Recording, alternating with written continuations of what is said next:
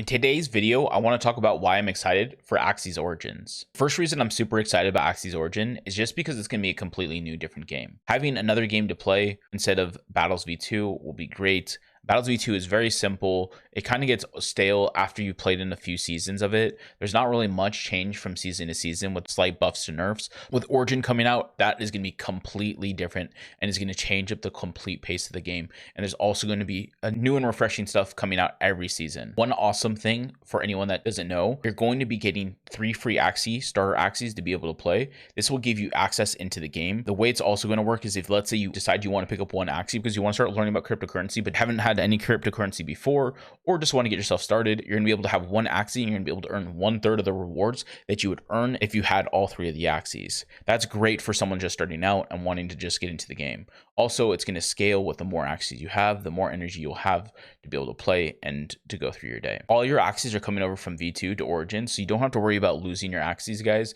You don't have to sell them all off. You don't have to try and buy new ones. There is some speculation that you may want to look into and maybe think about, but always remember that this is going to be a pre-alpha before the actual game launch. So with that alpha coming out, the alpha test before season 0, there's going to be time for you to learn kind of what the cards look like, and there's going to be a lot of changes that probably will happen during that time. Probably picking up something in the alpha phase may not be the smartest idea. It may be worth it to start kind of seeing what we're going to see for season 0 and then start speculating and then pick up a team based off of that. Because if you have a card that might be overly broken, we definitely will probably see changes if it's in the alpha season. Also, I really like how sequence turns are going to happen. So now turns are going to happen one after another. So they're taking away a speed value, which is a huge thing, and I actually absolutely love. A lot of times in Axie Infinity, you could lose to really small things by having some Axie that could just speed up past you. Now it's a lot more skill based because it all depends on what cards you play and kind of what your opponent does afterwards. Also, energy is going to replenish after every turn. So that means if you play 10 cards on one turn, all your 10 energy will come back the next turn. So that means there's no point in holding cards anymore.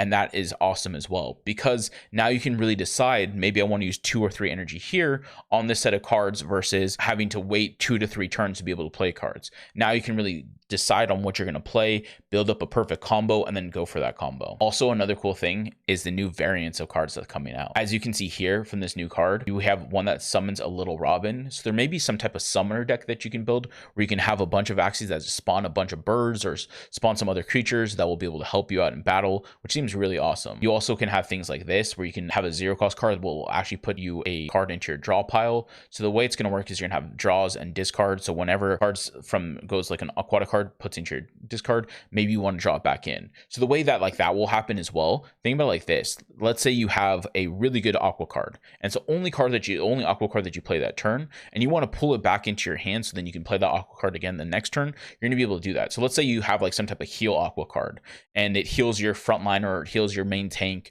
or whatever for 100 health.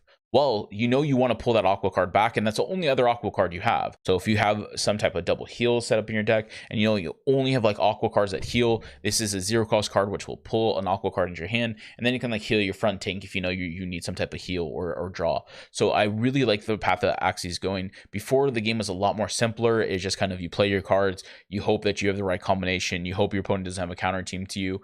Now it seems there's a lot more skill based and a lot more different cards that will have really cool abilities. Also, we have something like Earwig here, which is just better to hold cards. Like, it seems like you want to play this at like the beginning of your turn.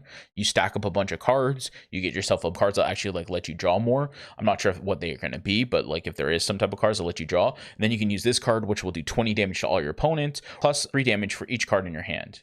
Really, really cool. So we can see here about Fury form. It says cost 0 energy in Fury form. So there's probably gonna be a form where it's guaranteed critical strike. So this way, you know that a certain Axie will go into like a critical form. So it's probably gonna be like worth it to like for like your beast Axies or for certain Axies where you can build up this rage meter and this rage bar to then you're guaranteed to go and do double damage or however they decide to do that, which is gonna be based off Fury. So you're probably gonna want to like stack a bunch of imps so you can gain cost 0 energy, and you have also also cards like this where it says target an ally gains 2 rage, can target any ally. So I guess it can target probably itself as well. And then you also have this one, your team gains 3 rage if this Axie's HP is below 50%. So this may be like you want to run your beast in the front now or something, because then it can take extra damage. And also the amount of damage it does is pretty good at 130, but it costs 2 energy as well. So you're gonna be able to put your team into rage mode and maybe actually be able to do a lot more damage with it. Seems really, really cool. We also have these cards here that we can cover.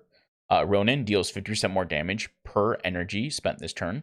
So like you would want to use this at the end of your turn. So you want to spend, like, let's say you have 3 energy stacked up. Well, if you do 2 to 3 more cards and it ends up getting 100% bonus, well, then you can do 80 damage instead of 40 damage. So that's gonna be really cool. Ronin seems like it's gonna be a really awesome card to play. Also, another thing to note is Imp is gaining a buff where you're not going to need Ronin and Imp anymore. So maybe Imp, maybe a card that you want to have on like a certain plant Axie because it helps out like around the team. I'm not sure what Imp actually does, but it's going to be really cool to see what it does in the future. We also have Tiny Dino, which is another card that is great. It's going to start doing 15 damage per turn if retained. So this is a card that you'd want to hold on in your hand, let it stack up for 3 to 4 turns, just the same way as it is currently, except this now you can play it early on and still get bonus damage, or you can decide to hold it and have it deal double damage, which will be really, really nice after stacking it for a few turns. Then you also have Cuckoo, which is really awesome to see. It's a new kind of variant of card, which it's going to be able to target an ally, remove sleep. So there's going to be some type of sleep effect in the game, which is awesome. And then you can also remove it and then increases that Axie to do 60 more damage. So it's like a buff on one of your Axies. One thing that we cannot forget is that eyes and ears are now going to have parts as well. This is an awesome thing. It means that the variety and variance of Axies has just grown entirely more, because right now there's only 4 parts. So the amount of things you can do with the 4 parts plus the speed was really cool. But now that they're going to have different parts and different abilities, maybe you want to have a certain part like confused on one of your Axies, then you can like daze your target, and it's like another card that adds bonus for the whole team. So we're going to see a lot of teams that probably want you to have like maybe a certain setup for every Axie, but then you want to have one Axie, or you want to have all the same card on every Axies, and this will help with that, which is really awesome. Next thing is power-ups, runes, and charms. So the way this is going to work is every season the charms are going to be switched out. So that means that there will always be variants of the charms, whether it does a certain buff like here we can see, where all teammates gain 1 rage, which maybe like increases your chance to do critical strike. Attacks apply vulnerability for 2 turns, which is really nice. It means maybe their shield doesn't actually work anymore. You have ones that like draw you 1 card. Things like this will be really, really awesome and be able to help you out quite a bit. And it just means that like you know that you're going to want these charms, and they're going to be switching every season, which means there's always going to be some variance to the charms and the runes that you're going to have, which always brings out something new and fun and exciting to see. Also, it brings out a new burn mechanic, because you're going to be burning SLP and also moon shards to be able to craft these. Also, them changing crits to rage, that's awesome. So now instead of it being random like it used to be, where like the biggest thing that would always throw a game for me and kind of get us tilted and upset, or when a random crit happened and it completely made you go from a win to a loss. With this, now you know that your opponent's going to go into a rage mode. You know your opponent's going to do more damage and attack you for more. It just helps out so much. Also, they're simplifying Axie stats.